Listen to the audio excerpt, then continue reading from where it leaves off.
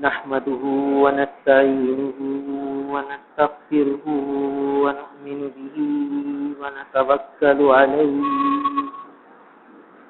ونعوذ بالله من شرور أنفسنا ومن سيئات أعمالنا من يهدي الله فلا مضل له ومن يضلله فلا هادي له ونشهد أن لا إله إلا الله وحده لا شريك له ونشهد أن سيدنا وسندنا ونبينا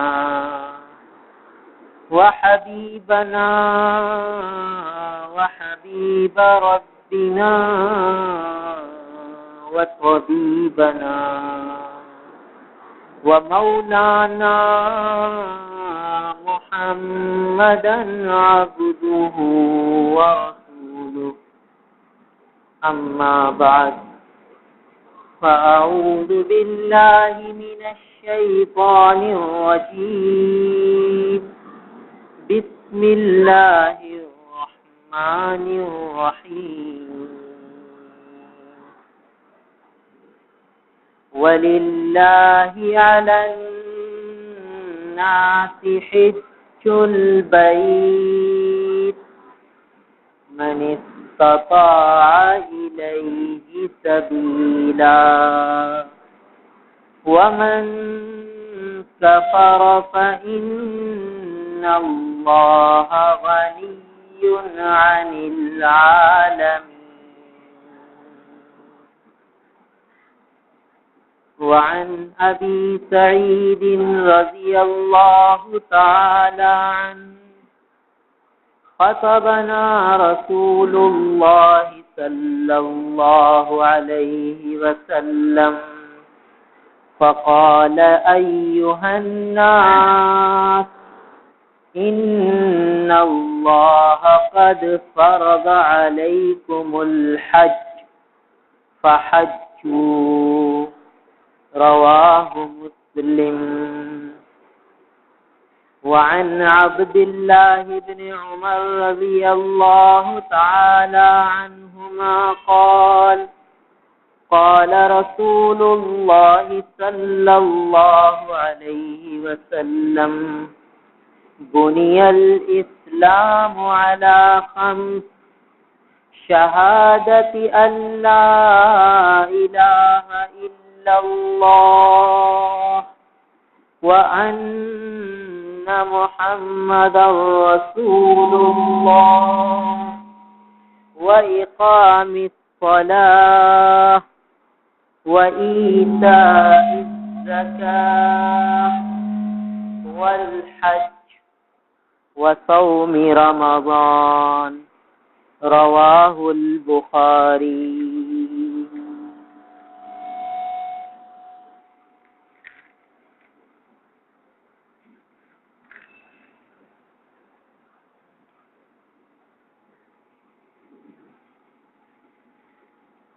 عن أبي هريرة رضي الله تعالى عنه عن النبي صلى الله عليه وسلم قال من حج لله فلم يرفث ولم يفسق رجع كيوم ولدته أمه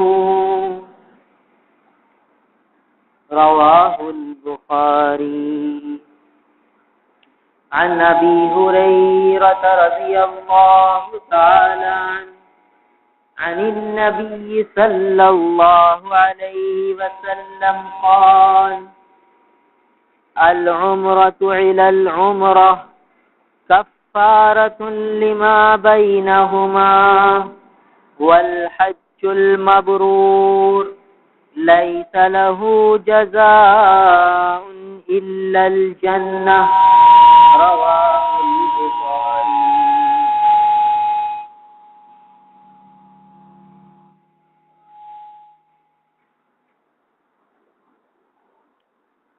عن ابی ہریرہ رضی اللہ تعالی عنہ قال سئل رسول اللہ صلی اللہ علیہ وسلم ای العمل افضل قال الایمان باللہ ورسولہ قیل ثم ماذا قال الجہاد فی سبیل اللہ قیل ثم ماذا قال حج مبرور رواہ البخاری ومسلم او کما قال علیہ الصلاة والسلام۔ میرے محترم بزرگوں اور عزیز بھائیوں، ہم سب اللہ تعالیٰ کے بندے ہیں اور اللہ تعالیٰ نے ہمارے ذمے بندگی لازم فرمائی اور بندگی کے کچھ طریقے سکھلائے اور بندگی کے کچھ آداب بتلائے۔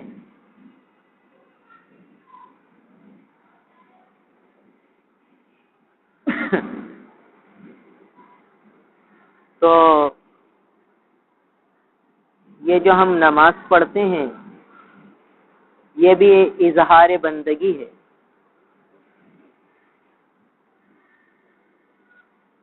اور روزہ رکھتے ہیں یہ بھی اظہار بندگی ہے، زکوٰۃ دیتے ہیں یہ بھی اظہار بندگی ہے، قربانی کرتے ہیں یہ بھی اظہار بندگی ہے، حج اور عمرہ کرتے ہیں یہ بھی اظہار بندگی ہے۔ تو ہم بندے ہیں اور ہمارے ذمے بندگی لازم ہے، اور بندگی کی مختلف یہ شکلیں ہیں جو اللہ تعالیٰ نے متعین فرمائی ہیں، اور بندگی کے ان شکلوں سے، ان طریقوں سے اللہ تعالیٰ اپنے بندے سے راضی ہو جاتے۔ دیکھیے، نماز ہے، اظہار بندگی ہے۔ ہم سب اپنے گھر کو چھوڑ کر آ گئے، وضو کیا، مسجد میں آ گئے، کسی کو کیا کام ہوگا، کسی کو کیا کام ہوگا، کسی کو کیا کام ہوگا، سب اپنے کام کاج کو چھوڑ کر مسجد میں آ گئے، اور چاہے سردی ہے چاہے گرمی ہے، پانی استعمال کیا جسم پر، چاہے طبیعت کر رہی ہے چاہے نہیں کر رہی، مگر کر رہے ہیں کہ اللہ کا حکم ہے کہ وضو کرو اور نماز پڑھو۔ پھر نماز شروع کر دی، ہاتھ باندھ کے کھڑے ہیں، کبھی رکوع کر رہے ہیں، کبھی سجدہ کر رہے ہیں، اپنی پیشانی اللہ تعالیٰ کے سامنے جھکا دی۔ تھوڑی دیر کا یہ عمل ہوا، پھر ہم اپنے اپنے گھر چلے گئے۔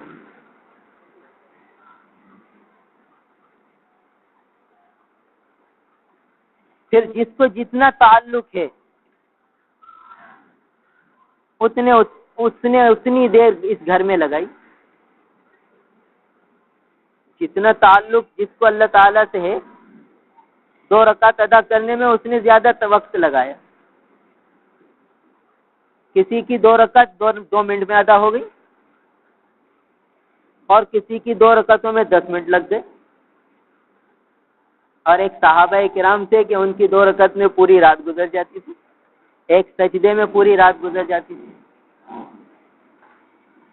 تو یہ اظہار بندگی کی ایک شکل ہے نماز، اور اس میں انسان کا بدن استعمال ہو رہا ہے، جسم استعمال ہو رہا ہے۔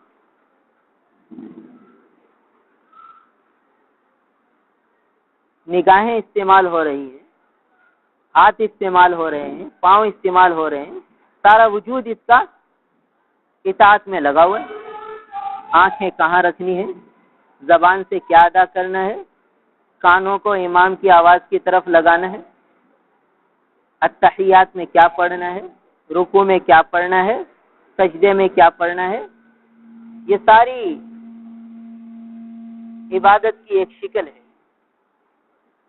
تو انسان اتنی دیر اللہ تعالیٰ کی اطاعت میں لگا رہا، بندگی کے اظہار میں لگا رہا،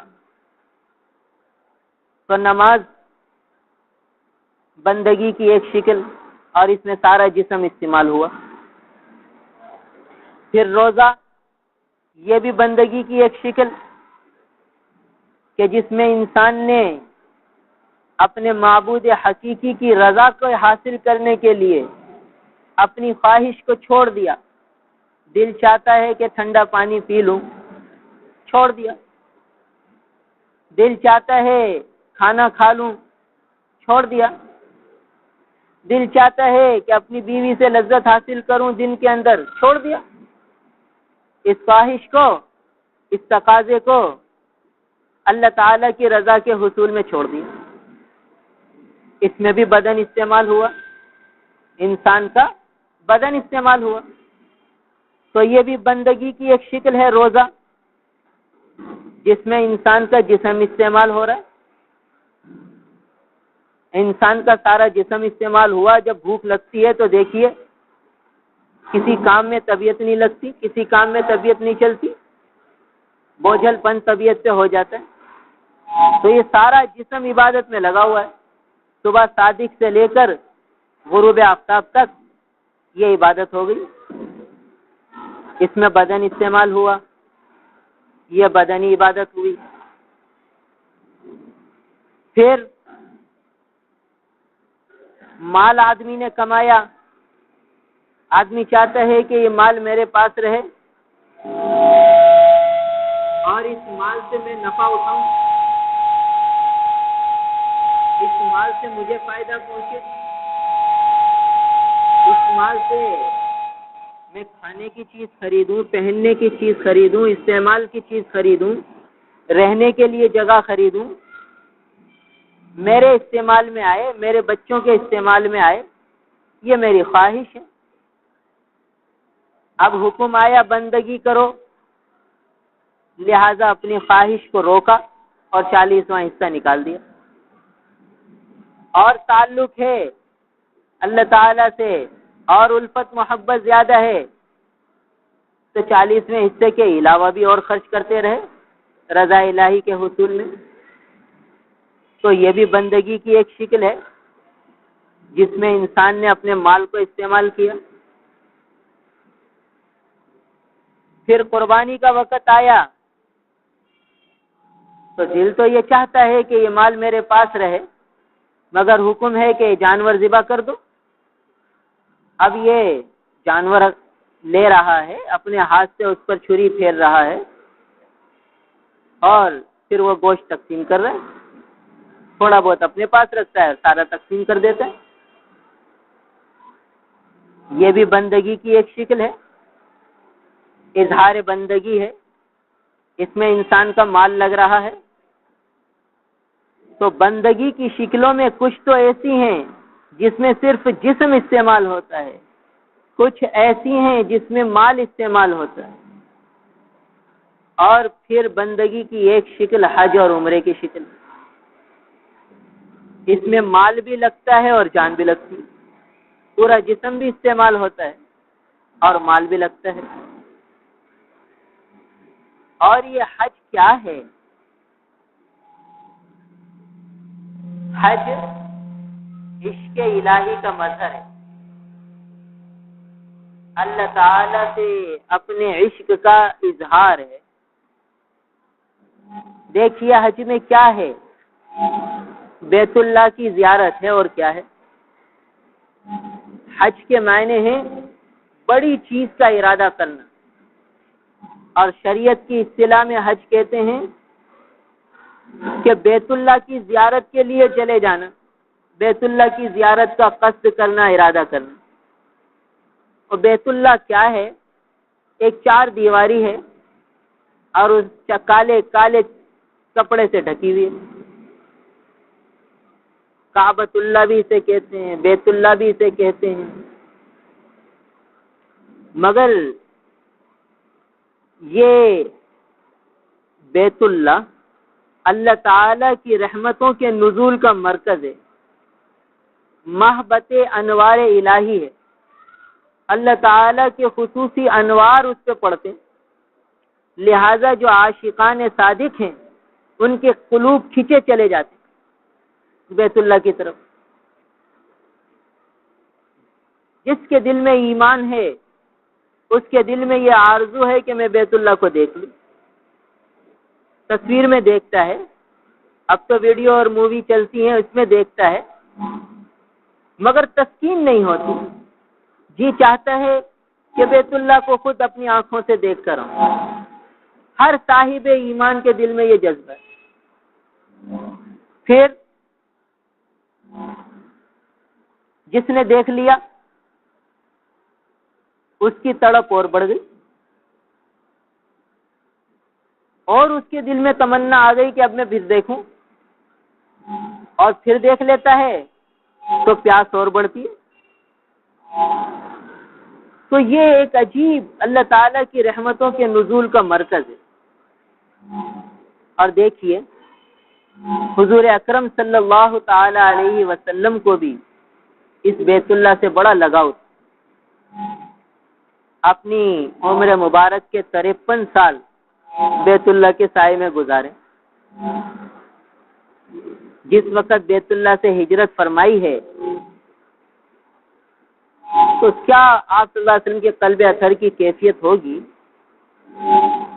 تاریخ کے کتابوں میں لکھا ہے کہ جب مکۃ المکرمہ سے رخصت ہونے لگے تو چشم مبارک آپ دیدہ ہو گئی۔ بیت اللہ کے فراق سے سرور دو جہاں صلی اللہ تعالی علیہ وسلم کی مبارک آنکھوں سے آنسو آ گئے۔ یہ وہ شہر ہے جس کو بلد امین فرمایا گیا قرآن میں، اور اس کی قسم بھی کھائی گئی۔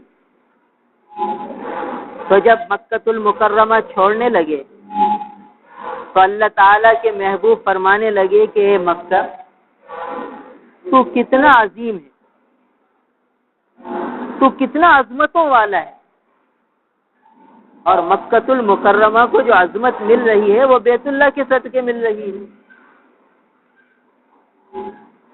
تو فرمایا کہ تو کتنا عظمتوں والا ہے، مگر میں کیا کروں کہ تیرے فرزند مجھے یہاں رہنے نہیں دیتے، اس لیے میں یہاں سے جا رہا۔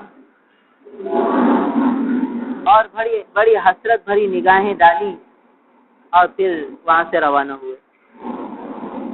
مدینہ منورہ ہجرت فرمائی، صحابہ کرام نے بھی مدینہ منورہ ہجرت فرمائی، مگر بیت اللہ کی تڑپ بے چین کرتی تھی۔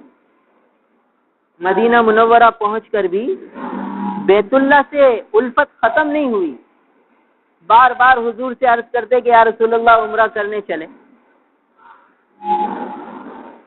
پھر جو صلح حدیبیہ ہوئی ہے 7ویں سال، ہجرت کے 7ویں سال،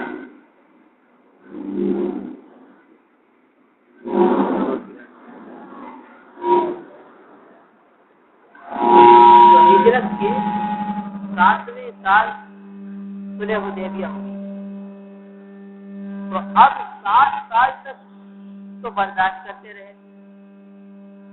جب بہت بے قابو ہوئے تو چلے صحابہ کے ساتھ بیت اللہ کی زیارت کو عمرہ کرنے کو، مگر صلح حدیبیہ ہوئی اور یہ دیکھ پایا کہ اس دفعہ عمرہ نہ کرو، بغیر عمرہ کیے چلے جاؤ۔ تو صحابہ کی عجیب کیفیت ہو گئی کہ ہم بیت اللہ کی زیارت کرے بغیر چلے جائیں، کیسے ہو سکتا ہے؟ مگر حضور کا حکم تھا، چلے گئے۔ بتانا یہ مقصود ہے کہ دیکھیے بیت اللہ کی عظمت اور بیت اللہ کی تڑپ صحابہ کے دلوں میں کتنی تھی، اور حضور اکرم صلی اللہ تعالی علیہ وسلم کے قلب اطہر میں کتنی تھی۔ جب مدینہ منورہ ہجرت فرمائی تو حکم یہ تھا کہ بیت المقدس کی طرف منہ کر کے نماز پڑھیے، بیت المقدس کی طرف منہ کر کے نماز پڑھیے، یہ حکم تھا۔ 16 یا 17 مہینے بیت المقدس کی جانب منہ کر کے نماز پڑھی ہے، مگر قلب اطہر کی کیفیت وہ قرآن کہتا ہے قد نرا تقلب وجهک فی السماء، کہ جب سلام پھیرتے آسمان کی طرف نگاہ اٹھاتے کہ اب حکم آ جائے تو بیت اللہ کی طرف منہ کر کے نماز پڑھیں۔ اللہ تعالیٰ فرماتے ہیں ہم آپ کے چہرے کو دیکھتے ہیں کہ آپ نماز پڑھ کے آسمان کی طرف نگاہ اٹھاتے ہیں وحی کے انتظار میں کہ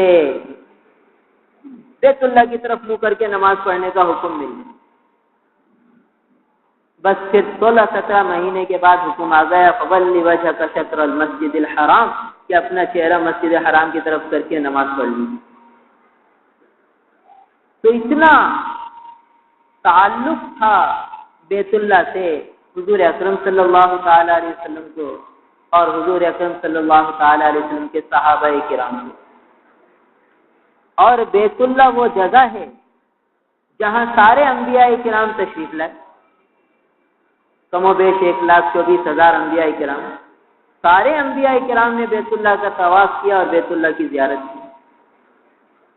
اولیاء کاملین کے دلوں کی بھی تڑپ اور پیاس یہی ہے کہ بیت اللہ کی زیارت کرے، اور ہر مسلمان کی تمنا اور طلب اور تڑپ اور پیاس یہی ہے کہ بیت اللہ کی زیارت کرے۔ تو حج اور عمرہ یہ بیت اللہ کی زیارت کا نام ہے۔ اب یہ زیارت کس سے فرض ہے؟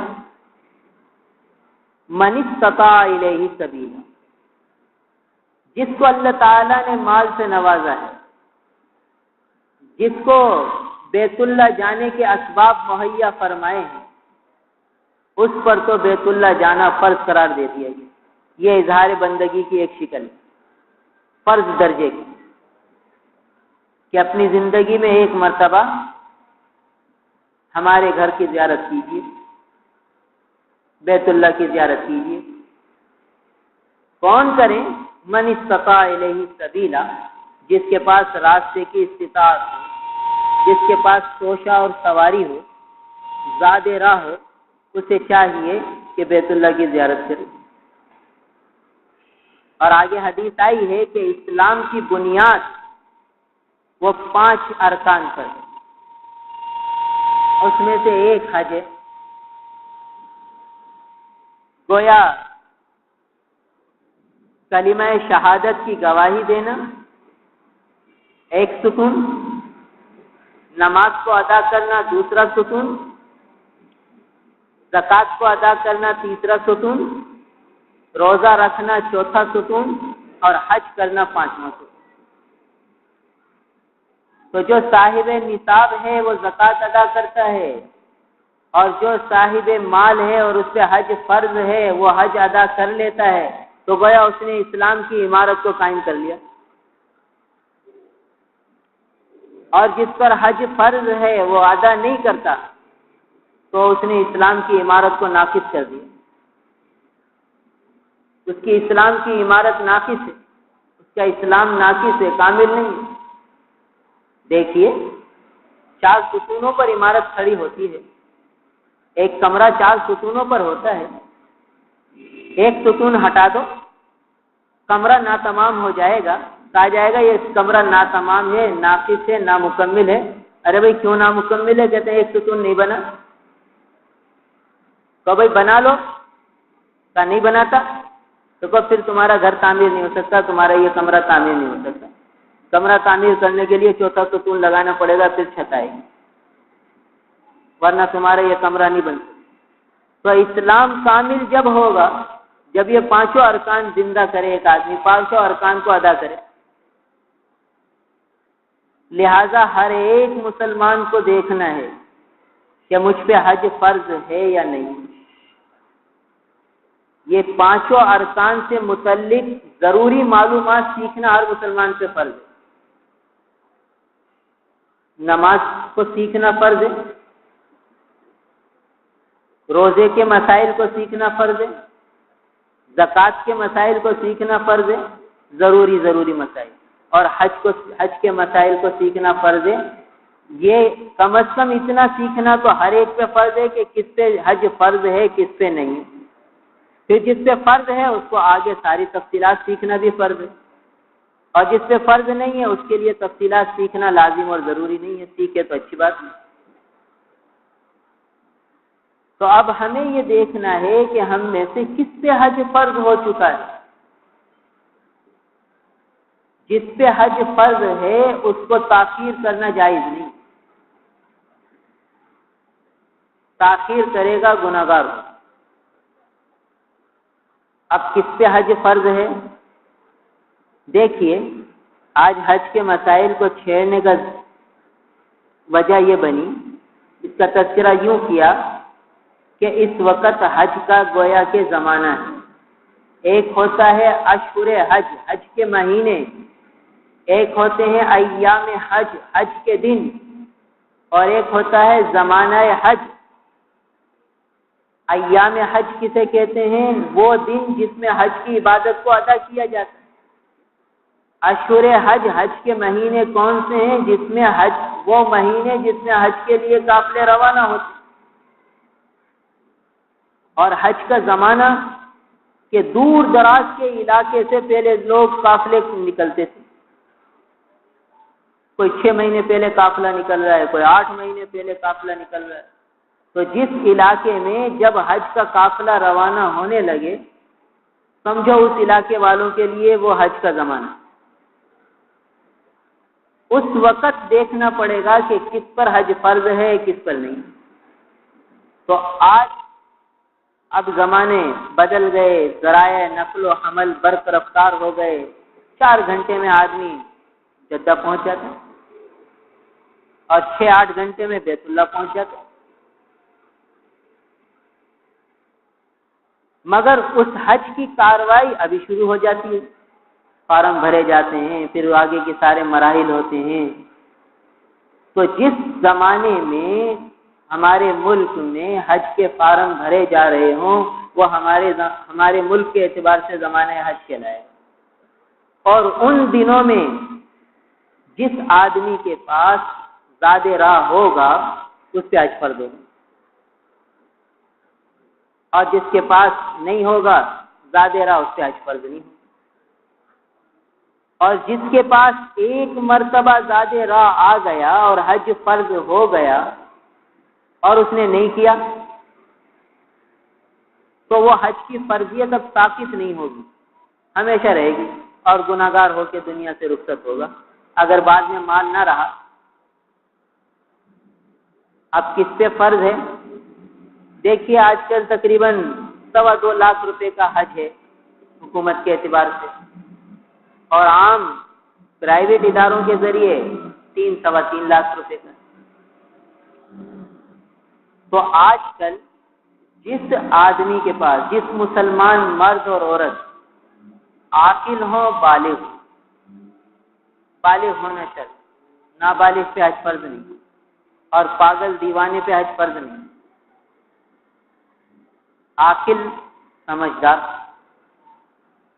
اور بالغ مرد ہو یا عورت ہو، جس کے پاس تقریباً 2.5-3 لاکھ روپے اس کی ضرورت سے زائد اس کے پاس موجود ہے تو اس پہ حج فرض ہو جائے۔ ضرورت سے زائد کیا معنی؟ ضرورت کس کو کہتے ہیں؟ دیکھیے، ضرورت کہتے ہیں اس چیز کو جس کے بغیر ضرر لاحق ہو۔ اگر وہ چیز نہ ہو تو آدمی کو ضرر ہو۔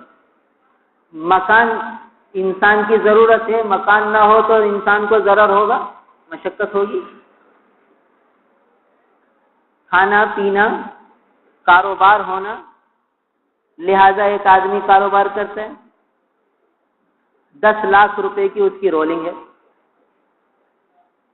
اور مہینے کے 35-40 ہزار روپے کما لیتا ہے، اور ماہانہ گھر کا خرچ 30,000 روپے ہے۔ اب یہ اس کی دکان اور اس کی تجارت، اس کا ذریعہ معاش ہے، اس کی ضرورت ہے۔ اگر یہ شخص 3 لاکھ روپے اپنی دکان سے نکالتا ہے، فرض کیجیے حج کے خرچے کے لیے، اور اس کی رولنگ میں فرق آ جاتا ہے، اس کی تجارت متاثر ہو جاتی ہے، اور جہاں 30-35 ہزار روپے کما رہا تھا وہاں 15-20 ہزار روپے کمانے لگا. 30,000 ماہانہ خرچے، 20,000 آمدنی ہو گئی. پہلے 40,000 آمدنی ہوتی تھی، 10,000 پھر بھی بچتے تھے. اب 3 لاکھ روپے جب نکالے تو رولنگ اتنی متاثر ہوئی کہ سارا نفع ختم ہونے لگا. اور اس آدمی کے پاس اس 10 لاکھ کے علاوہ اور کوئی سرمایہ نہیں ہے. گھر ہے جس میں رہتا ہے، بھلے ذاتی ہے اس کا، گاڑی ہے ضرورت کی ہے، اور جو ہے تجارت ہے وہ بھی ضرورت میں کام آ رہی ہے. تو دیکھیے 10 لاکھ کی رولنگ ہے اور 3 لاکھ نکالنے پر رولنگ متاثر ہو رہی ہے، تجارت متاثر ہو رہی ہے، اخراجات پورے نہیں ہوں گے، تو اب اس شخص پر حج فرض نہیں ہے. اسی تاجر کے برابر میں ایک دوسرا بھی دکاندار ہے، وہ بھی 10 لاکھ میں تجارت کر رہا ہے، فرض کیجئے رولنگ کر رہا ہے. اس کے گھر کا خرچ بھی 30,000 روپے ہے فرض کیجئے، اور وہ بھی 35-40 ہزار روپے ماہانہ کما لیتا ہے. مگر اس کو اتنی وسعت ہے کہ اگر یہ 3 لاکھ روپے نکالتا ہے کاروبار سے تو اس کی رولنگ پر کوئی اثر نہیں پڑتا زیادہ. جو 35-40 ہزار روپے کما رہا ہے وہی نفع آتا رہے گا. اس کی تجارت اس قسم کی ہے وہ بھی برابر میں دکاندار. تو اب اس پہ حج فرض ہو جائے گا، اس لیے کہ اس کے کاروبار میں سے اگر 3 لاکھ روپے نکالے جا رہے ہیں تو اس کو ضرر نہیں ہو رہا. معلوم ہوا کہ 3 لاکھ اس کے پاس ضرورت سے زائد ہے. 3 لاکھ نکالنے سے ضرر نہیں ہو رہا، نقصان نہیں ہو رہا، تجارت متاثر نہیں ہو رہی. آمدنی وہی ہے، اخراجات وہی ہیں، 30,000 اخراجات ہیں، 35-40 ہزار آمدنی ہے. چاہے 10,000 لاکھ کی رولنگ کرے، چاہے 7 لاکھ کی رولنگ کرے، تو اس پہ حج فرض ہو گیا. دیکھیے دونوں تاجر ہیں، ایک کی تجارت میں 10 لاکھ کی رولنگ ہے مگر وہ 3 لاکھ نکالتا ہے تو رولنگ متاثر ہو رہی ہے، اس پہ حج فرض نہیں ہو رہا. اور جس کی رولنگ متاثر نہیں ہو رہی اس پہ فرض ہو رہا ہے. تو اب کتنا ضروری ہے ہر آدمی کو اپنا مسئلہ علماء کے پاس جا کر بیان کرنا کہ بھائی آپ بتائیے کہ مجھ پہ حج فرض ہوگا کہ نہیں ہوگا، میری یہ نوعیت ہے اور میرے کاروبار کی یہ پوزیشن ہے، آپ بتائیے مجھ پہ حج فرض ہے یا نہیں. کتنا ضروری ہے. تو ہر آدمی یہ دیکھے کہ مجھ پہ حج فرض ہو رہا ہے یا نہیں ہو رہا. یہ تو ایک مثال ہوئی. ایک آدمی ہے اس کے پاس گھر ہے اپنا ذاتی اور کچھ پلاٹ ہیں اور تجارت ہے. پلاٹ اس نے اپنی اس لیے لکھ رکھے ہیں کہ کام دیں گے، ضرورت سے زائد ہیں، اور 3 لاکھ سے زیادہ کے ہیں، 10-20 لاکھ کے پلاٹ رکھے ہوئے اس نے. اور تجارت ہے، اس سے نفع آ رہا ہے، یا ملازمت ہے، اس سے تنخواہ مل رہی ہے، اس سے گھر کا خرچ چل رہا ہے. تو اب جو اس کے پاس پلاٹ رکھے ہوئے ہیں 10-15 لاکھ کے، وہ اس کی ضرورت سے زائد ہے. اسے چاہیے کہ ایک پلاٹ بیچ کے 3 لاکھ روپے نکالے اور حج کرے. نہیں کرے گا گناہ گار ہوگا. تو دیکھیے ایک شخص ہے اس کے پاس اپنا ذاتی مکان ہے، گورنمنٹ کا ملازم تھا، ریٹائر ہوا، 15-20 لاکھ کا ایک مکان لے لیا، وہ کرائے پہ چڑھا دیا. اب اس کے کرائے سے گزر بسر ہوتی ہے، کچھ پینشن آ جاتی ہے، کچھ کرائے سے آ جاتا ہے، گھر کا گزر بسر چلتا. اب دیکھیے اس کا یہ مکان، اس کی پراپرٹی اس کی ضرورت میں استعمال ہو رہی ہے، لہذا اس پہ حج فرض نہیں ہوگا. مگر پلاٹ والے پہ حج فرض ہو رہا ہے کہ اس کے پاس اس کی ضرورت سے زائد رکھے گا. اور یہ گھر کا کرایہ اس کی ضرورت ہے، اگر گھر بیچ دے گا تو کرایہ نہیں آئے گا، کرایہ نہیں آئے گا تو اس کا جو ماہانہ خرچہ متاثر ہوگا. تو ہر شخص کے لیے الگ حکم ہوگا. بعض آدمی پر حج فرض ہو جائے گا، بعض کا نہیں ہوگا. ایک بات. دوسری بات جو بہت اہم ہے اور بہت زیادہ قابل توجہ ہے کہ جیسے یہ مسئلہ بتایا کہ حج ایک مرتبہ فرض ہو جائے تو پھر یہ ثابت نہیں ہوتا، ہمیشہ اس کی فرضیت باقی رہتی ہے، چاہے بعد میں آدمی فقیر ہو جائے، غریب ہو جائے. اور وجہ یہ ہوئی کہ اس نے تاخیر کی اس لیے اب یہ گناہ گار ہے. تو دیکھیے ابھی اس سال تو سمجھو کہ 2.5-3 لاکھ روپے میں حج ہو رہا ہے. پچھلے سال وہ 2-2.5 لاکھ کے درمیان حج ہو رہا تھا. اس سے پچھلے سال 2 لاکھ میں حج ہو رہا تھا. اس سے پچھلے سال 1,85,000 میں ہو رہا تھا. اور 5 سال قبل 1,30,000 میں ہو رہا تھا. اور فرض کیجئے 10 سال پہلے 85,000 میں ہو رہا تھا. اب ایک شخص ہے 10 سال پہلے اس کے پاس اس کی ضرورت سے زائد 85,000 روپے تھے اور اس وقت حج کا زمانہ بھی تھا, حج کے فارم بھی بھرے جا رہے تھے, مگر اس کو پتہ ہی نہیں تھا کہ مجھ پہ بھی حج فرض ہے. کبھی خیال ہی نہیں کیا, مگر کاروبار اتنا وسیع تھا تو اس وقت 10 سال پہلے اگر یہ حج کرنا چاہتا تو کر سکتا تھا, مگر یہ سوچ کے کہ شاید میرے پہ حج کہاں فرض ہوگا, یہ سوچ کے حج نہیں کیا, یا کچھ بھی سوچ کے حج نہیں کیا.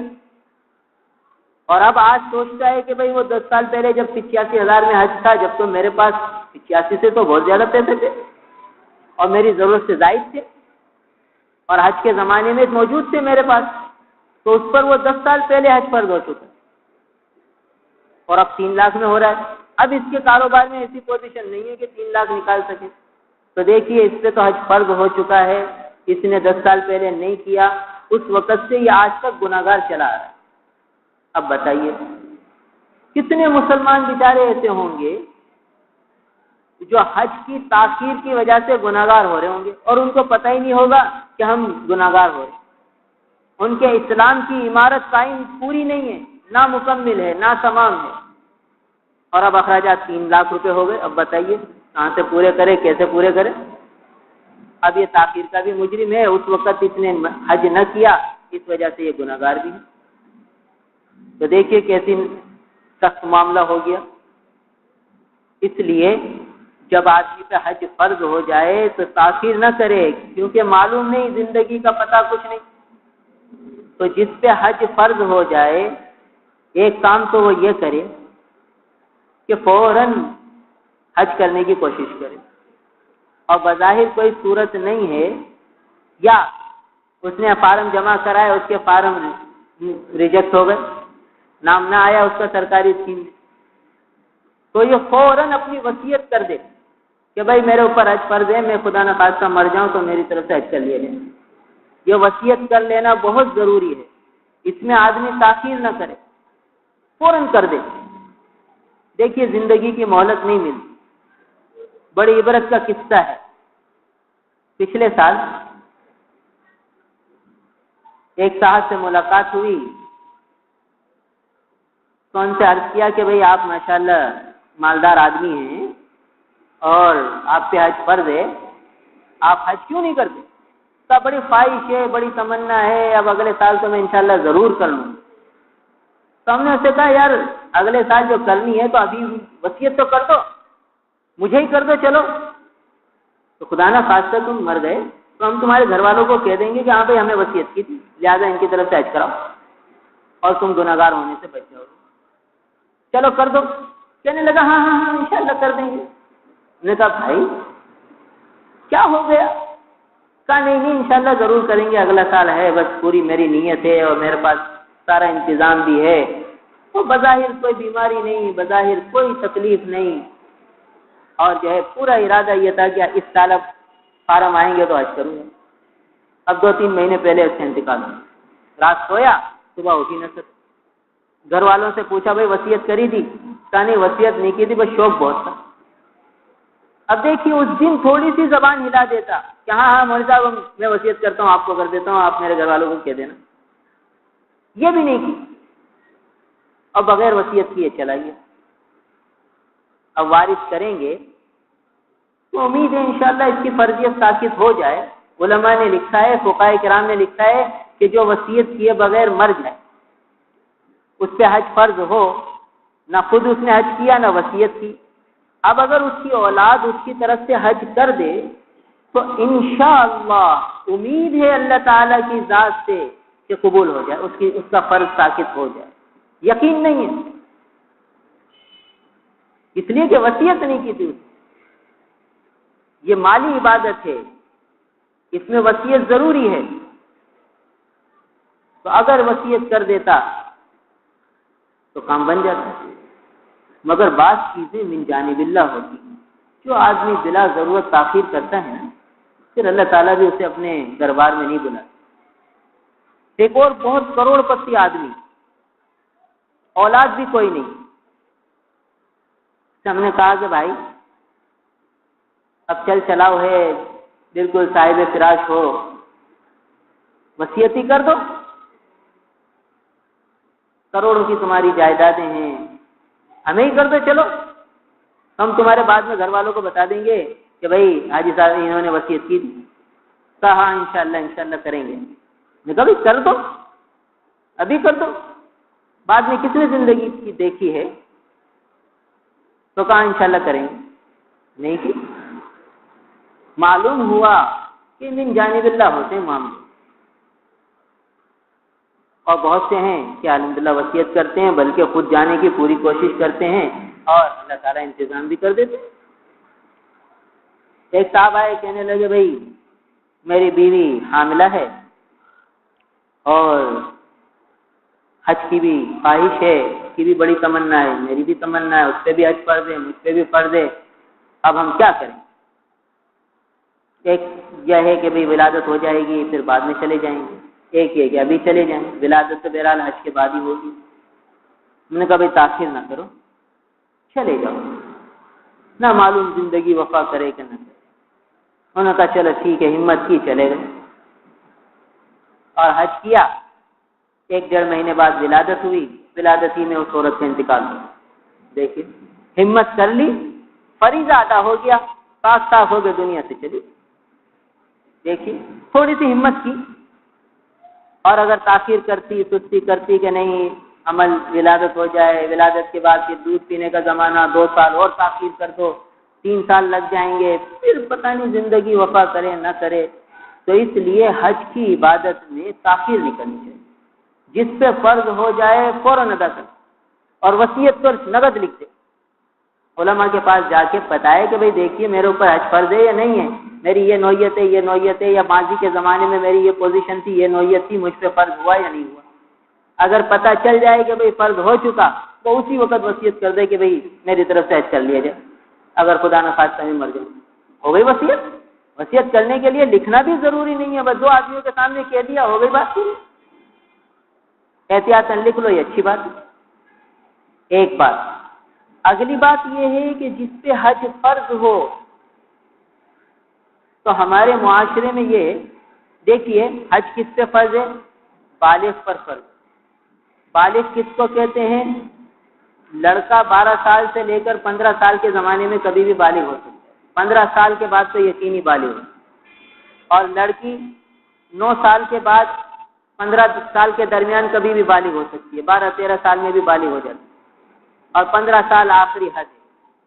تو ایک بچی ہے یا ایک بچہ ہے 15-17 سال کا، فرض کیجئے، اور فرض کیجئے اس کے ابا کا انتقال ہو گیا، ابا کی ساری جائیداد، سارا کاروبار اس ایک ہی بیٹے کو آ گیا، اور کوئی بیٹا بھی نہیں اور کوئی بہن بھی نہیں، 17 سال کا بچہ ہے ہی بچہ۔ لوگ تو یوں سمجھیں گے کہ یہ یتیم ہے، اور یتیم ہے تو اب تو بیچارے کا کاروبار بھی چاچا سنبھالیں گے، تایا سنبھالیں گے، ماموں سنبھالیں گے، اور یہ بچہ سمجھیں گے، اس کو بچہ سمجھیں گے۔ حالانکہ اب حج کا زمانہ آ گیا تو اس بچے پر حج فرض ہو گیا، کیونکہ یہ شریعت کی نگاہ میں بچہ نہیں ہے، شریعت کی نگاہ میں بڑا ہے، بالغ ہے، اس پہ حج فرض ہے، اس لیے کہ اس کی ملکیت میں اس کے ابا کا چھوڑا ہوا اتنا مال آ چکا ہے کہ اگر یہ 3 لاکھ روپے نکال کے حج کر لے تو اس کو کوئی ضرر لاحق نہیں ہوگا، اس کی آمدنی پر کوئی خاص فرق نہیں پڑے گا۔ دیکھیے ایسے کتنے بچے ہوں گے، کتنی بچیاں ہوں گی۔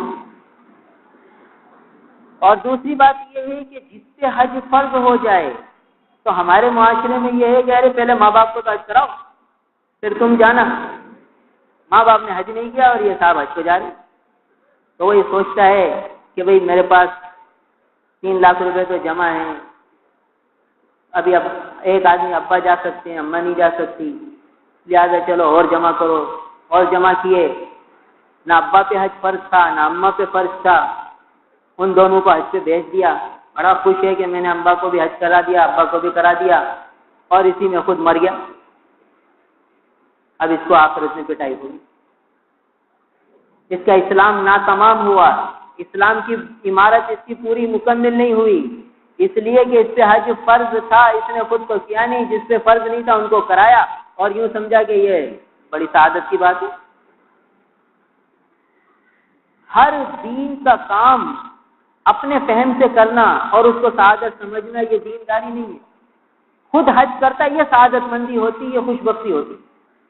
یہ ماں باپ کو حج کرا دیا، یہ عرفاً اور رواجاً اور معاشرے کے اعتبار سے تو سعادت مندی ہو گئی، مگر شریعت کے اعتبار سے تو خود کیا ہو کے مرا، نافرمان ہو کے مرا۔ اور ایک حدیث میں آتا ہے بڑی سخت وعید آئی ہے کہ جس شخص پہ حج فرض ہو اور وہ حج کیے بغیر مر جائے، نہ خود حج کرے نہ حج کی وصیت کرے، تو جب قیامت میں اٹھے گا تو اس کی پیشانی پر لکھا ہوا ہوگا کافر، پیشانی پہ کافر لکھا ہوگا۔ حدیث میں آتا ہے، اس آیت کے ذیل میں آیا جو ابھی پڑھی کہ ومن کفر فإن اللہ غنی عن العالمین، ومن کفر جو حج کی عبادت سے اعراض کرے گا تو اللہ تعالیٰ تمام جہاں والوں سے بے پرواہ ہے، غنی ہے، اللہ تعالیٰ کو تمہارے حج کی ضرورت تھوڑی ہے۔ حدیث میں آتا ہے کہ اس کی پیشانی پر کافر لکھا ہوگا اور اس حال میں یہ اٹھے گا۔ اگرچہ علماء نے لکھا ہے کہ یہ کافر نہیں ہوگا، جب تک حج کی فرضیت کا انکار نہیں کرتا تو کافر نہیں ہوگا، مگر فاسق اور گناہگار ہو کر مرے گا۔ تو اب دنیا تو اسے سعادت مند سمجھ رہی ہے کہ بھئی بڑا سعادت مند بیٹا ہے جس نے باپ کو بھی حج کرا دیا، ماں کو بھی حج کرا دیا، خود اپنے حج کا پتہ ہی نہیں۔ حالانکہ فرض تو اس پہ تھا، کمائی اس کی تھی، نہ ماں پہ فرض تھا نہ باپ پہ فرض تھا، ان کے تو ایسے ہی حج ہوئے، خواہش پوری ہوئی۔ آج ہمارے معاشرے میں افراط اور تفریط بہت ہے، جس پہ حج فرض ہے وہ حج کرتا نہیں، یا تاخیر کرتا ہے یا اسے پتہ ہی نہیں کہ مجھ پہ حج فرض ہے، اور جس پہ حج فرض نہیں ہے اس کو شوق ہے کہ میں حج کروں، لہٰذا وہ زکاتیں جمع کر لیتے ہیں۔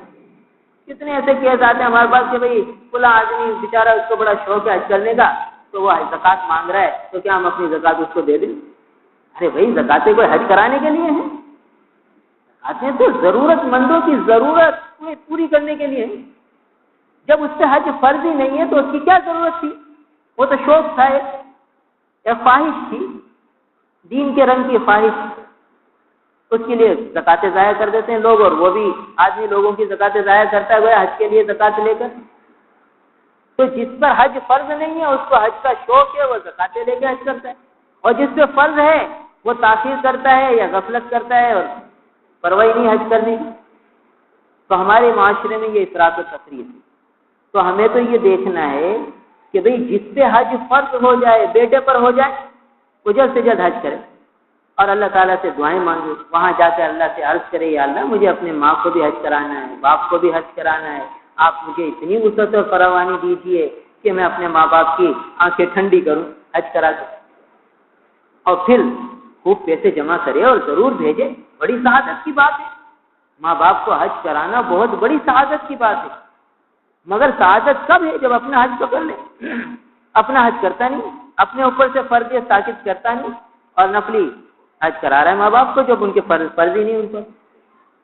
تو اس لیے ہر آدمی یہ دیکھے، کتنے بچے ہوتے ہیں نوجوان، وہ ملازمت کرتے ہیں، اچھی تنخواہ ہوتی ہے، ہر مہینے 20-25 ہزار روپے انہیں بچ جاتے ہیں، اور گھر میں انہیں خرچہ ورچہ نہیں دینا ہوتا، باپ بھی فراوانی سے کماتا ہے اور وہ اپنے پیسے جمع کرتے رہتے ہیں، بینک اکاؤنٹ میں 5-6 لاکھ روپے ان کے ہو گئے اپنی ملازمت میں اپنے ذاتی۔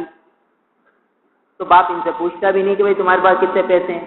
تو اگر ایسے نوجوان جو اپنی ملازمت کر کے پیسے اکٹھے کر چکے ہیں اور ان کے پاس ان کی ضرورت سے زائد 3 لاکھ روپے موجود ہیں تو بس ان پہ حج فرض ہو گیا۔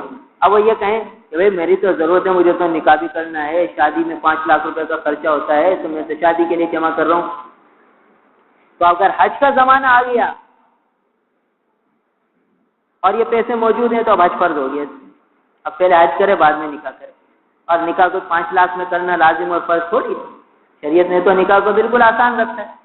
کتنے لوگ ہیں جو محض اس لیے حج نہیں کرتے کہ بھئی بیٹیوں کی شادی کرانا بھی تو فرض ہے، بچیاں جوان ہیں، ان کی شادیاں کرانا فرض ہے، یہ بھی تو اللہ کی طرف سے فریضہ ہے۔ دیکھیے حج فرض عین ہے، فرض عین، نہ کیا گناہگار ہوگا، اور بیٹیوں کی شادیاں ایک ذمہ داری ہے، اس ذمہ داری کو ادا کریں، اور اسباب نہیں ہے تو نہ ادا کریں، آخرت میں پوچھنی ہوگی، وہ کہہ سکتے ہیں اللہ میرے پاس اسباب نہیں تھے۔ اور کیا ہی ضروری ہے کہ اس قسم کی پرتکلف جو ہے جہیز دے اور بہت سارے خرچے کرے، شادی کے ساتھ بھی کر سکتے ہیں۔ لہذا ایک آدمی بیٹیوں کی شادیاں کرا دیتا ہے، حج نہیں کرتا تو گناہگار ہوگا، اسے پہلے اپنا حج فرض ادا کرنا ہے، پھر وسعت ہے تو اچھی طرح رخصت کرے، ورنہ جتنا ہے اتنے میں رخصتی کرے۔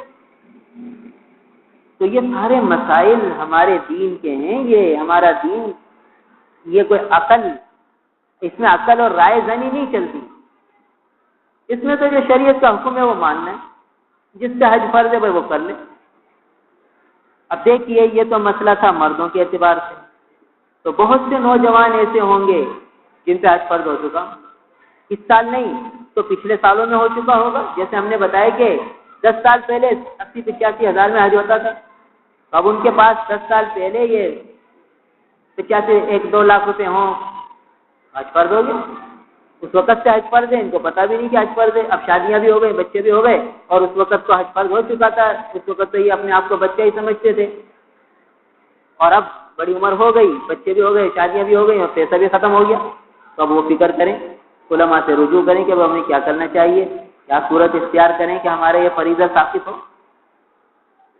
تو بہرحال جس پہ حج فرض ہے وہ ادا کرنے کی فکر کرے۔ تو یہ تو ہے مردوں کے اعتبار سے کہ جی آج کل جس کے پاس 3 لاکھ روپے اس کی ضرورت سے زائد ہیں، تقریباً 3 لاکھ کے قریب، تو اس پہ حج فرض ہو جائے۔ اور عورت کے لیے محرم بھی ضروری ہے۔ اب عورتوں کے بارے میں تھوڑی سی تفصیل ہے۔ کیا فرض کیجئے آج کل ایک بچی 15-16 سال کی بچی ہے، اس کے پاس 5 تولہ سونا ہے، کچھ ددیال سے مل گیا سونا، بچپن میں کچھ ننیال سے مل گیا، کچھ ماں باپ نے بنا کے دے دیا، اب اس بچی کے پاس 5-6 تولہ سونا ہے، اور یہ 15-16-17 سال کی بچی ہے، ہم سب تو اسے بچی سمجھتے ہیں، اور اس کے چاچا حج پہ جا رہے ہیں بچی کے، یا ماموں حج پہ جا رہے ہیں، یا والد صاحب جا رہے ہیں، یا اس بچی کا کوئی بھانجا حج پہ جا رہا ہے، یا بھتیجا حج پہ جا رہا ہے، تو اب اس پر حج فرض ہو گیا۔ یہ اس محرم کے ساتھ جائے، اس کی محرم ہے، ماموں، چچا، والد۔ اب ماں باپ حج پہ جا رہے ہیں، وہ سمجھتے ہیں یہ تو بچی ہے، اس سے تھوڑی حج فرض ہے، اس کی تو شادی ہوگی، اس کا شوہر ہی چلے جائے گا۔ نہیں بھائی، زندگی موت کا کوئی پتہ تھوڑی ہے، کتنی بچیاں بغیر شادی کے رخصت ہو جاتی ہیں، دنیا سے چلی جاتی ہیں۔ تو اب ماں باپ کی ذمہ داری ہے کہ اس بچی کو بھی اپنے ساتھ حج کرا لیں، اس کا فرض ادا کرائیں۔ اس کے پاس 5-6 تولہ سونا ہے، بھائی سونا یہ ضرورت سے زائد چیز ہے، سونا کوئی ضرورت کی چیز نہیں ہے، کیونکہ ضرورت اس کو کہتے ہیں جس کے نہ ہونے سے ضرر ہو، تو کسی کے پاس سونا نہیں ہے تو اس کی زندگی بھی گزر رہی ہے، کوئی ضرر نہیں ہو رہا۔ شادی بیاہ میں عورتیں آتی ہیں، بہت سی عورتیں ہیں، ان کے پاس سونا ایک گرام بھی نہیں ہے، اور کتنی عورتیں ہیں ان کے پاس 25-25 تولہ سونا ہے، وہ 25 تولہ سونا پہن کے شادی میں آتی ہیں، اور ایک عورت بغیر سونا پہنے شادی میں آ جاتی ہے، شرکت سب کی ہو جاتی ہے شادی میں، کوئی ضرر نہیں ہوا، کوئی نقصان نہیں ہوا جس کے پاس سونا نہیں ہے۔ تو معلوم ہوا کہ سونا ضرورت سے زائد چیز ہے، ایک زینت کی چیز ہے، ایک شوق کی چیز ہے۔ تو جس بچی کے پاس 5-6 تولہ سونا ہو، بالغ ہو، اور اس کا محرم حج پہ جا رہا ہو، تو اس کو 5-6 تولہ سونا کی صورت میں ہی حج فرض ہو گیا۔ دیکھیے آج کل کے زمانے کے اعتبار سے۔ اور اگر کوئی محرم نہیں جا رہا تو 10-11 تولہ سونا ہوگا، پھر فرض ہوگا، محرم کا خرچہ بھی اس کو دینا پڑے گا، کہ والد صاحب کو اپنے ساتھ لے جائے، چچا کو لے جائے، بھائی کو لے جائے، اگر شادی ہو گئی ہے تو شوہر کو لے جائے۔ تو جس عورت کے پاس شادی شدہ عورت ہے اور 10-12 تولہ سونا ہے اس کے پاس، اور اس کا کوئی محرم حج کو نہیں جا رہا، اگر اس کے پاس اپنا زیور ہے 15 تولہ 12 تولہ تو اب اس پہ اس زمانے میں حج فرض ہو جائے گا کہ محرم کا بھی خرچہ اس کے پاس ہے، کیونکہ 5 تولہ سونا تقریباً 3 لاکھ کے قریب بن جاتا ہے، پونے 3 لاکھ، 6 تولہ سونا 3 لاکھ سے ٹپ جائے گا۔ تو بتائیے کتنی عورتیں ہوں گی جن پہ حج فرض ہو چکا ہے، کتنے بچے ہوں گے جوان جن پہ حج فرض ہو چکا ہے۔ تو لہٰذا ہر ایک کو معلوم کرنا ہے مسئلہ کہ بھئی حج فرض ہے تو جلد سے جلد حج کی ادائیگی کی فکر کریں۔ حج میں تاخیر کرنا بہت سخت گناہ ہے، جیسے کہ بتایا کہ حدیث میں آتا ہے کہ اس کی پیشانی پہ کافر لکھا ہوگا، قیامت میں اٹھے گا قبر سے اور پیشانی سب کے سامنے ہوگی، سب دیکھیں گے ارے یہ اس کی پیشانی پہ تو کافر لکھا ہوا، وہ کہیں گے بھائی تو بڑی نمازیں پڑھتا تھا، تو بڑا نیک تھا، بڑا شریعت کا پابند تھا، یہ تیری پیشانی پہ کیا لکھا ہے؟ پھر بتایا جائے گا کہ بھئی حج کی فرضیت ادا کیے بغیر چلا گیا دنیا سے، موقع ہی نہ ملا، زندگی نے وفا ہی نہ کی۔ اس لیے دیکھیے بھائی آج کل تو بہت جلدی اچانک لوگ چلے جاتے ہیں، اس لیے تاخیر کرنا مناسب ہے۔ من جانب اللہ تاخیر ہو جائے وہ الگ مسئلہ ہے کہ بھئی کاغذات جمع کرائے اور اس کا نام نہیں آیا تو یہ تو سمجھو کہ من جانب اللہ تاخیر ہو رہی ہے، آپ فوراً وصیت کر دیں، اور اگر اپنے اختیار میں ہے تو جلد سے جلد ادائیگی کی فکر کرے، تدبیر سوچے، اپنا بھی حج کی فکر کرے، گھر والوں کے حج کی فکر کرے، اور اسلام کے اس بنیادی فریضے کی ادائیگی کی پوری طرف اس کی طرف پورا توجہ دے۔ یہ بندگی کے اظہار کا ایک اہم ذریعہ ہے، اس میں اللہ تعالیٰ سے اپنی محبت کا اظہار کیا جاتا ہے، اور جو اللہ تعالیٰ نے حکم دے دیا اسے پورا کیا جا رہا ہے۔ 2 کپڑے پہن کر آؤ، سلے ہوئے کپڑے اتار دو تو سلے ہوئے کپڑے اتار دیے، سر پہ ٹوپی بھی نہ رکھو، سر پہ ٹوپی بھی نہیں رکھ رہے، چہرے کو نہ ڈھکو، چہرے کو نہیں ڈھک رہے، اور پاؤں بھی کھلے رکھو، پاؤں بھی میں بھی 2 پٹی کے چپل پہن رہے، جوتا بھی نہیں پہن رہے، موزہ بھی نہیں پہن رہے، سردی لگ رہی ہے پھر بھی،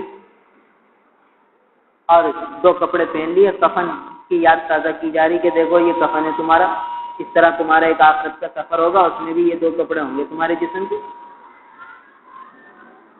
اب یہ عشق کا اظہار ہے کہ جیسا حکم مل رہا ہے ویسا کر رہا ہے۔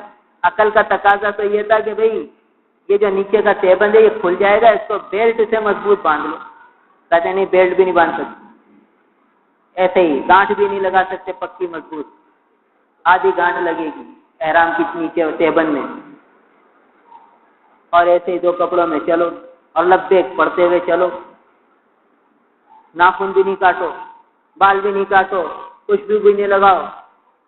کس کو کہتے ہیں حاجی؟ حضور سے پوچھا گیا حاجی کس کو کہتے ہیں؟ اللہ کے محبوب نے فرمایا حاجی وہ ہے جو میلا کچیلا ہو۔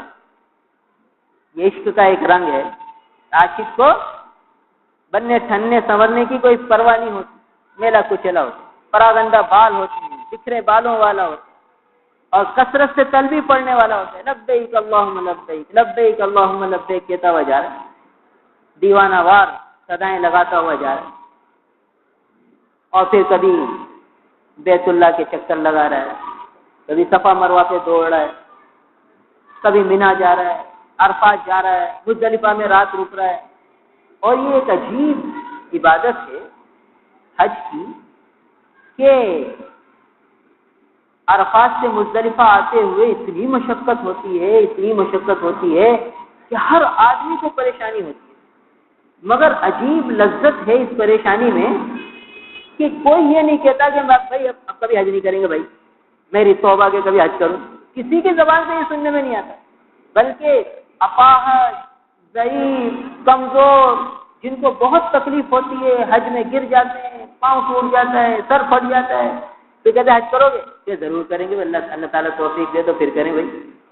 یعنی اتنی مشقتوں کے باوجود ہر صاحب ایمان یہ کہتا ہے کہ پھر میں یہ مشقت اٹھاؤں، کہ اس مشقت اٹھانے میں یہ ایک لطف ہے، ایک مزہ ہے جس کو آدمی الفاظ سے بیان ہی نہیں کر سکتا۔ لہٰذا دیکھیے بہت سے لوگ ہر سال ہی جاتے ہیں، یعنی وہ پیاس بجھتی نہیں، ہر سال جاتے ہیں، اور جو نہیں جا سکتے وہ تڑپتے کہ ہمارے پاس انتظام نہیں ہے، ایک تڑپ، ایک عجیب دل پہ وہ بے چینی کی کیفیت ہوتی ہے۔ جس زمانے میں حج کے فارم بھرے جاتے ہیں تو ان اشاق کی کیفیت دیکھنے کی ہوتی ہے کہ دل اندر ہی اندر ایک چل رہا ہو کہ دیکھو یہ سب بیت اللہ جا رہے ہیں اور ہم نہیں جا رہے.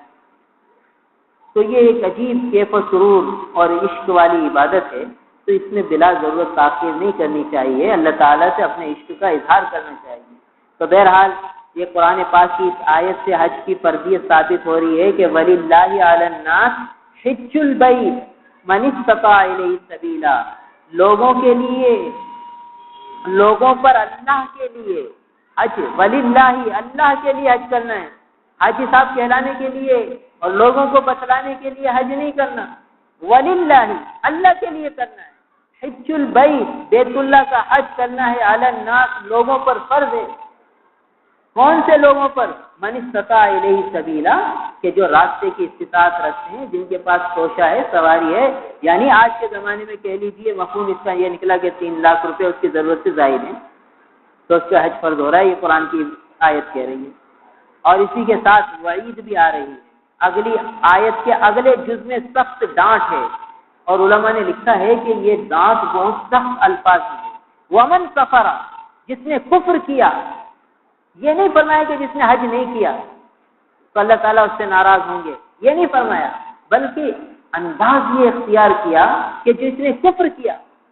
ومن کفر، جو کافر ہو گیا، یعنی معلوم ہوا کہ حج کی عبادت نہیں کرے گا تو کافر ہو جائے گا. کیا مطلب؟ علماء نے لکھا ہے کہ اندیشہ ہے سوء خاتمہ. اللہ تعالیٰ حفاظت فرمائے. سوء خاتمہ کہتے ہیں کہ ایمان کے بغیر دنیا سے جائے، یہ خطرہ ہو جائے. ومن کفارہ سے مفسرین نے یہ مفہوم نکالا کہ اللہ تعالیٰ نے قرآن کی اس آیت میں حج نہ کرنے والوں کو ومن کفارہ سے تعبیر فرماتے. بہرحال فقہا یہ فرماتے ہیں کہ کافر تو نہیں ہوگا مگر کفر کے قریب ہے اور اندیشہ ہے کہ سوء خاتمہ ہو جائے. کتنی سخت ڈانٹ ہے. ومن کفر، جو کفر اختیار کرے یعنی جو حج کی عبادت نہیں کرے، فإن اللہ غنی عن العالمین، تو اللہ تعالیٰ غنی ہے تمام جہاں والوں سے. صرف حاجی یہ نہ سمجھے کہ کوئی اللہ تعالیٰ کو میرے حج کی ضرورت ہے. اللہ تعالیٰ کو سارے جہاں سے اللہ تعالیٰ بے پرواہ غنی ہے. تو یہ ہے کہ اگر ہم حج کریں گے تو ہمارا ہی نفع ہے. تو قرآن کی اس آیت سے حج کی فرضیت ثابت ہوئی. پھر اگلی روایت مسلم شریف کی ہے. کہتے ابو سعید خدری رضی اللہ تعالیٰ عنہ فرماتے ہیں کہ خطبنا رسول اللہ صلی اللہ علیہ وسلم، رسول اللہ صلی اللہ علیہ وسلم نے ہمیں خطبہ دیا. کیا خطبہ دیا؟ فرمایا کہ لوگوں، ان اللہ قد فرض علیکم الحج، کہ اللہ تعالیٰ نے تم پر حج کو فرض کر دیا. فحجوا، حج کرو. یہ آقا کا حکم ہے، آقا حکم دے رہے. حجوا، حج کرو. کیوں؟ اللہ نے فرض کیا. تو جس سے فرض کیا ہے اس کو آقا کا حکم پہنچ رہا ہے کہ فحجوا، حج کرو. اب جو حضور کے حکم کو نہ مانے، بتائیے کتنا بڑا نافرمان ہوگا وہ، کہ حضور حکم دے رہے ہیں فحجوا، حج کرو. یہ مسلم شریف کی روایت ہے. اور اگلی روایت ہے عبداللہ ابن عمر رضی اللہ عنہما سے، فرماتے ہیں کہ رسول اللہ صلی اللہ علیہ وسلم نے فرمایا بنی الاسلام علی 5، اسلام کی بنیاد 5 چیزوں پر رکھی گئی ہے. 5، شہادت اللہ الہ الا اللہ، اللہ تعالیٰ کے سوا کوئی معبود نہیں، اس کی گواہی دینا، اور اس بات کی گواہی دینا کہ محمد صلی اللہ علیہ وسلم اللہ کے رسول ہیں، یعنی کلمہ شہادت کا اقرار کرنا. وَإِقَامِ الصَّلَاةِ، نماز کو قائم کرنا. وَإِيتَاءِ الزَّكَاةِ، زکات کا ادا کرنا. وَالْحَجِّ، حج کرنا. وَصَوْمِ رمضان، اور رمضان کے روزے رکھنا. رواہ البخاری، بخاری شریف کی حدیث. اس کے بعد اگلی حدیث